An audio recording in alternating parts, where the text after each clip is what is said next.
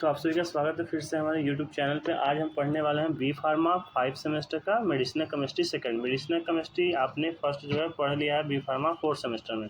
तो आज हम यहाँ पर हम देखेंगे कि कौन से टॉपिक जो है सबसे इंपॉर्टेंट होता है और कितने मार्क्स में कौन से क्वेश्चन पूछे जाते हैं। तो जो हमारा सिलेबस कंप्लीट होने वाला है वो अकॉर्डिंग टू आवर एग्जामिनेशन, यानी कि हमारे एग्जामिनेशन के हिसाब से ही यहाँ पे सिलेबस कंप्लीट होंगे। ठीक है, यहाँ पे आपको क्वेश्चन सारे प्रोवाइड किए जाएंगे, यानी कि जो एग्जाम में आने वाले हैं और जो पहले पूछा जा चुका है उसको हम बताएंगे कौन सा क्वेश्चन कितने मार्क्स में पूछा गया है। तो वीडियो को एंड तक जरूर देखिएगा, क्योंकि मेडिसिनल केमिस्ट्री थोड़ा टफ होने वाला है इस बार, क्योंकि पिछली बार हमने जो पढ़ा था मेडिसिनल केमिस्ट्री तो जो स्टार वाले थे वही इंपॉर्टेंट है, लेकिन जो इस बार जो है स्टार वाले भी इम्पोर्टेंट है और भी जो सब्जेक्ट जो टॉपिक है वो भी क्या है इंपॉर्टेंट होने वाला है। तो चलिए वीडियो स्टार्ट करते हैं। तो पहले देखते हैं एंटी हिस्टामिनिक एजेंट क्या होते हैं। एंटी हिस्टामिनिक एजेंट का मतलब होता है कि ऐसा एजेंट, ऐसा ड्रग जो क्या करे, इनहिबिट कर दे एक्शन ऑफ एंटा हिस्टामिन का। क्या करता है, जो हिस्टामिन का स्ट्रक्चर चेंज कर दे, उसको क्या करे, इनहिबिट कर दे उसके एक्शन को, उसको क्या बोलते हैं, एंटी हिस्टामिन बोलते हैं। अब देखिए एंटी हिस्टामिन क्या होता है। एंटी हिस्टामिन ऐसा ड्रग होता है जो क्या करता है, इनहिबिट कर द एक्शन ऑफ हिस्टामिन का, ठीक है, हमारे बॉडी में।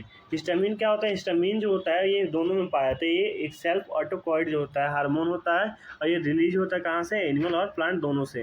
ठीक है, अगर इसका बात करें तो हिस्टामिन हमारा ड्राइव हुआ है टू ग्लूकोज से।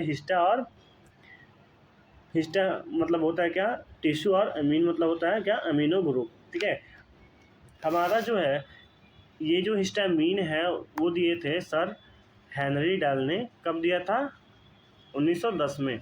ये कहाँ से पहली बार आइसोलेट किया गया था, तो आइसोलेट पहली बार किया गया था लीवर और लंग्स के, किसके, और एनिमल के। ठीक है, अब देखते हैं ऑटोकैड क्या होता है। ऑटोकैड जो होता है इंपॉर्टेंट नहीं है, क्योंकि ऑटोकैड जो है एग्जाम में नहीं पूछा जाता, लेकिन एंटी हिस्टामिन पूछता है। ये आपके 2 मार्क्स में भी पूछता है, 7 मार्क्स में भी पूछता है और 10 मार्क्स में भी पूछता है। तो ये आपके लिए बहुत इंपॉर्टेंट होने वाला।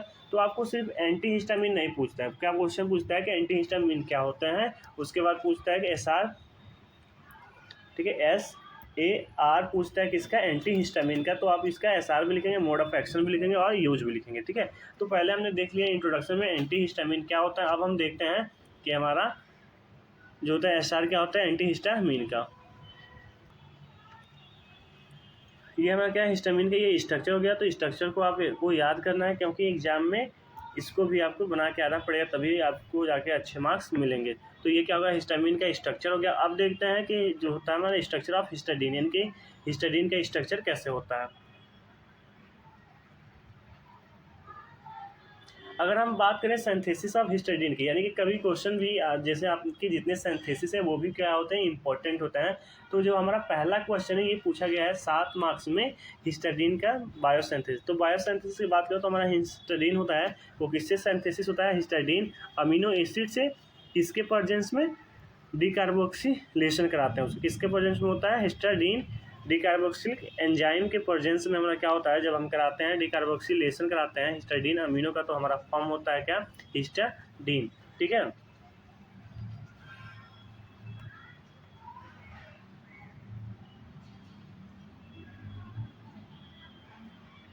अब देखिए यहाँ पे क्या है, हमने हिस्टाडीन लिया एक, यहाँ पे हमने क्या लिया, हिस्टाडीन लिया। हिस्टाडीन का हमने क्या करा, हिस्टाडीन हो गया, ये हमारा अमीनो एसिड हो गया। ठीक है, उसको हमने क्या करा है, डिकार्बोक्सिलेशन किया, यानी कि कार्बन डाइऑक्साइड का रिमूवल कराया, तो हमारा क्या बना, हिस्टामीन बना। क्या बना, हिस्टामीन। स्टोरेज की बात करें तो ये जो हमारा स्टोर होता है हिस्टामिन जो होता है वो होता है प्रोटीन कम्प्लेक्स के फॉर्म में स्टोर होता है, किसमें, मोस्टली सेल में। और ये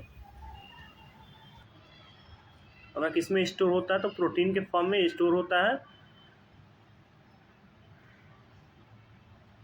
सेक्रेटरी ग्रेन्यूल में। ठीक है, रिलीज की बात करें तो हमारा जो हिस्टामिन रिलीज होता है वो क्या होता है, जब हमारा एंटीजन और एंटीबॉडी जब इंटरेक्ट करते हैं, आपस में जुड़ते हैं, तो वो रिलीज होता है। ठीक है, और ये क्या करता है, इम्यून सिस्टम में इंपॉर्टेंट रोल प्ले करता है। अब देखते हैं कैटाबॉलिज्म क्या होता है, कि हम जब कैटाबॉलिज्म का मतलब होता है ब्रेक डाउन, यानी कि हिस्टामिन को जब हम ब्रेक डाउन करेंगे तो हमारा या फिर एल्काइलेशन कराएंगे या डेमिनेशन कराएंगे, तो हमारा क्या होगा, स्ट्रक्चर में उसके चेंजमेंट हो जाएंगे। क्या होगा, स्ट्रक्चर में चेंजमेंट हो जाएंगे और वो बाइंड नहीं करेगा, यानी कि वो जो इनएक्टिव हिस्टामिन होता है वो क्या होता है, एक्टिव फॉर्म में हो जाता है। कब, जब हम कैटाबॉलिज्म कराते हैं उसका, तब। तो ये हमारा क्या हुआ, हिस्टामीन हो गया। इसका हमने क्या करा, एल्काइलेशन कराया या फिर डेमिनेशन या ऑक्सीडेशन कराया, तो हमारे क्या बनेंगे, ये प्रोडक्ट बनेंगे।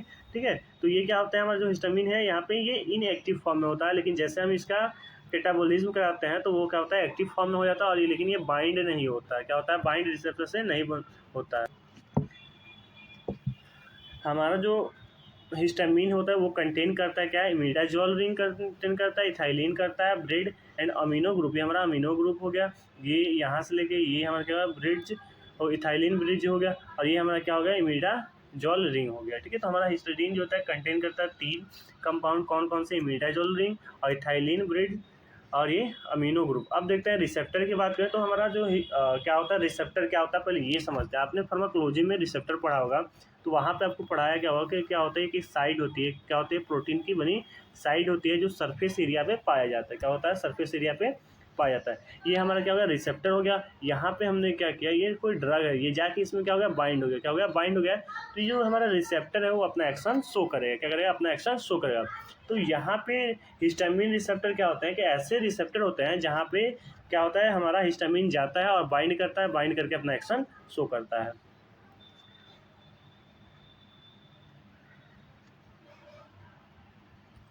तो हमारा हिस्टामिन रिसेप्टर क्या होता है, जैसे मान लीजिए ये हमारा हो गया हिस्टामिन रिसेप्टर हो गया। ठीक है, ये हमारा क्या हुआ, हिस्टामिन ड्रग हो गया, ये या एजेंट हो गया, जाके हमारा क्या हुआ, बाइंड होगा हिस्टामिन रिसेप्टर से, तो हमारा ये क्या बना दिया, हिस्टामिन कम्प्लेक्स बना दिया। क्या बना दे, हिस्टामिन कम्प्लेक्स, और ये अपना जो होता है फार्माकोलॉजिकल एक्शन शो करेगा। तो हिस्टामिन क्या होता है, हिस्टामिन जो होता है एक ऐसा रिसेप्टर होता है जो जाके बाइंड होते हैं हिस्टामिन से, हिस्टामिन रिसेप्टर क्या होते हैं कि जहाँ पे हिस्टामिन जाके ड्रग जो होता है बाइंड होता है और अपना फार्माकोलॉजिकल एक्शन शो करता है। क्लासिफिकेशन की बात करें तो हमारा जो हिस्टामिन रिसेप्टर वो 4 प्रकार होते हैं, H1, H2 और H3, H4। ठीक है, ये क्या होता है, आपके आल रिसेप्टर जो होते हैं प्रोटीन कपल रिसेप्टर होते हैं, इस पे जाके वो बाइंड होता है जो एक्शन अपना शो कर रहा है। यानी कि हमारा जे प्रोटीन कपल रिसेप्टर होता है उसी में ये क्या होता है, प्रेजेंट होता है आपके हिस्टामिन रिसेप्टर।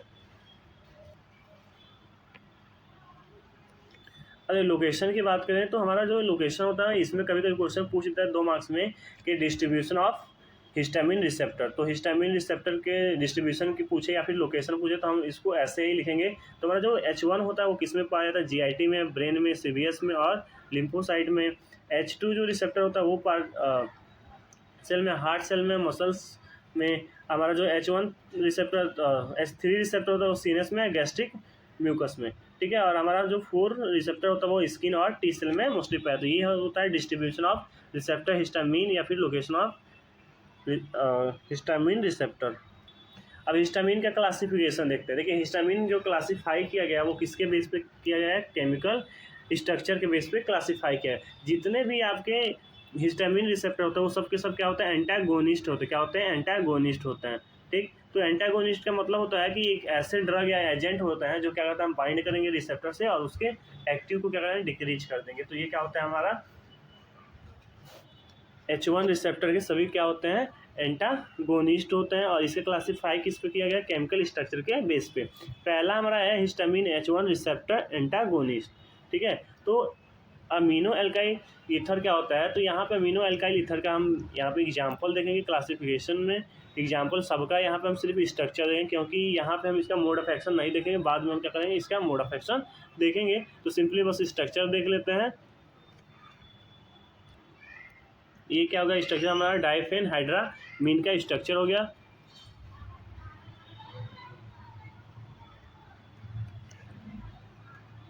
जिसमें हमारा क्या हुआ, डाइफेन, यानी कि 2 हमारे क्या है, फिनाइल ग्रुप लगे हुए हैं। ठीक, हाइड्रा हो गया, ये अमीनो ग्रुप हो गया, तो ये क्या होता है, डाइफेन हाइड्रामीन हो गया। ठीक है, अब देखते हैं हम दूसरा स्ट्रक्चर, ब्रोमोडिन हाइड्राफिन का स्ट्रक्चर क्या होता है। तो यहाँ पे हमारा देखेंगे ये क्या होता है, हमारा ब्रोमो ग्रुप लग गया है फिनाइल ग्रुप में, तो इसको क्या बोलेंगे, ब्रोमो। कार्बिनो एक्सामीन क्या होता है, कार्बिनो एक्सामीन क्या है, यहाँ पे क्या होता है, हमारा क्लोरीन ग्रुप लग जाता है। सिर्फ आपको सिर्फ यहाँ पे स्ट्रक्चर में क्या करना है, देखना है सिर्फ एक ही मतलब डिफरेंट हो, जैसे यहाँ ब्रोमीन लग गया था, यहाँ पे क्या कर क्लोरीन लग गया। तो नाम याद कर लेंगे, स्ट्रक्चर जो होता है सेम होता है, बस आपके एक पॉइंट कोई होता है वहाँ पर डिफरेंट होता है, तो उसको आप प्रैक्टिस करें तो आ जाएगा। तो केमिकल स्ट्रक्चर सिर्फ हम यहाँ पर देखते हैं। तो ये हमारा सिर्फ यहाँ पे क्लासिफिकेशन, अगर नाम भी लिख देते हैं तो आपको मार्क्स मिल जाएंगे, लेकिन हम यहाँ पे स्ट्रक्चर भी देख लिया। अब जो हमारा इंपॉर्टेंट यानी सिलेबस स्टार्ट होता है, तो मैं सिलेबस में बस इसमें क्या पढ़ना था कि एंटी हिस्टामिन क्या होते हैं, एंटी हिस्टामिन का क्लासिफिकेशन क्या होता है, और एंटी हिस्टामिन के रिसेप्टर जो होता है वो क्या होता है, एंटी हिस्टामिन रिसेप्टर क्या होता है। सबसे जो इम्पोर्टेंट होता है वो हमारे यहाँ से स्टार्ट होता है। एंटी हिस्टामिन जो क्वेश्चन पूछता है वो क्या पूछता है कि डिस्क्राइब द एंटी हिस्टामिन और एसआर ऑफ एंटी हिस्टामिन। तो पहले हम समझते हैं कि एसआर ऑफ एंटी हिस्टामिन क्या होता है, एसआर का मतलब क्या होता है वो पहले समझते हैं। एसआर का मतलब होता है स्ट्रक्चरल एक्टिविटी रिलेशनशिप, यानी कि अगर हम स्ट्रक्चर में चेंज करते हैं तो हमारे एक्टिविटी में क्या क्या चेंजमेंट देखने को मिलता है, उसी के बारे में हम स्टडी करते हैं, जिसको बोलते हैं एसआर। ठीक है, अब देखते हैं कि जनरल स्ट्रक्चर देखते हैं अगर एंटी हिस्टामिन का, तो ये हमारा क्या होगा, जनरल स्ट्रक्चर हो गया एंटी हिस्टामिन का। ठीक है, इसमें हम क्या करेंगे, चेंजमेंट करेंगे, यानी कि हम इसके पोजीशन में चेंजमेंट करेंगे तो हमारा जो एक्टिविटी है वो भी क्या होगा, चेंजमेंट होते जाएगा। तो एसआर में हमें वही देखना है कि हम कहाँ कहाँ पे एंटी हिस्टामिन के स्ट्रक्चर में चेंज करते हैं, बदलाव करते हैं, तो हमारा क्या क्या जो होता है एक्टिविटी चेंजमेंट देखने को मिलता है। अब देखिए हमारा ये जो इम्पोर्टेंट होता है डायरी सब्स्टिट्यूशन होता है, इनिशियल होता है एक्टिविटी के लिए। अगर इसको हम हटा दें, इसको रिमूव कर दे तो हमारा एक्टिविटी क्या हो जाएगा, कम हो जाएगा। क्या हो जाएगा, हमारा एक्टिविटी कम हो जाएगा। तो ये क्या होता है, एक्टिविटी के लिए रिस्पॉन्सिबल होता है। अब बात करें हमारा जो एल्काइल ग्रुप अगर लगा दें, यानी कि एल्काइल ग्रुप यहाँ पे, ये जो आर है ये क्या है, एल्काइल ग्रुप यहाँ पे लगा दें, या फिर यहाँ पे हम फिनाइल ग्रुप लगा देते हैं यहाँ पे, तो हमारा क्या होता है, एक्टिविटी जो होती है वो इंक्रीज कर देता है। क्या होता है, एक्टिविटी इंक्रीज कर देता है। Aryl 1 may be methyl aryl group which is show activity, यानी कि हम क्या है यहाँ पे मिथाइल लगा दें, सिर्फ एक मिथाइल लगा दें R1 पे, यहाँ पे सॉरी R1 पे, तो हमारा क्या होगा, एक्टिविटी देखने को मिलेगा। जैसे एग्जाम्पल हो गया डाइफेन हाइड्रामीन हो गया, डॉक्सी लिमीन हो गया। तो यहाँ पे हमने देखिए क्या लगाया, यहाँ पे हमने जैसे फिनाइल ग्रुप लगाया तो हमारा एक्टिविटी क्या हुआ, इंक्रीज हो गया। यहाँ पे हमने मिथाइल ग्रुप लगाया तो हमारा क्या हुआ, एक्टिविटी इंक्रीज हो गया। तो वही बोला था कि अगर हम क्या करते हैं यहाँ पे फिनाइल यानी कि AR, ठीक है, और AR2 के जगह पे हम क्या करते हैं, फिनाइल ग्रुप लगा देते हैं, तो हमारा एक्टिविटी क्या होता है, बढ़ जाता है। और यहाँ R की जगह पर हम क्या करते हैं, मिथाइल ग्रुप जोड़ते हैं, कोई भी एल्काइल ग्रुप जोड़ते हैं तो हमारा एक्टिविटी बढ़ जाता है। अब बात करते हैं कि हम क्या करें, सब्स्टिट्यूशन जोड़ दें, chlorine bromine aryl into increase, हमारा एक्टिविटी क्या हो जाएगा, एराइल ग्रुप पे, तो हमारा एक्टिविटी क्या हो जाएगा, इंक्रीज हो जाएगा। क्या हो जाएगा, एक्टिविटी इंक्रीज हो जाएगा। अब बात करते हैं नेचर ऑफ एक्स, यानी कि एक्स पे क्या क्या चेंजमेंट करेंगे तो हमारा जो है एक्टिविटी में चेंजमेंट देखने को मिलेगा। एक्स का मतलब क्या हो, यहाँ पे हमारा क्या था, एक्स था, क्या था यहाँ पे हमारा एक्स था। अगर सिंपली आप देखेंगे यहाँ पे स्ट्रक्चर, तो क्या बोला कि एक्स पे क्या चेंजमेंट करेंगे तो हमारा क्या चेंजमेंट होगा, यानी नेचर ऑफ एक्स लिख रहे हैं कि एक्स पे क्या चेंजमेंट होने वाला है और उससे क्या क्या इफेक्ट पड़ने वाले हैं हमारे ड्रग के नेचर में।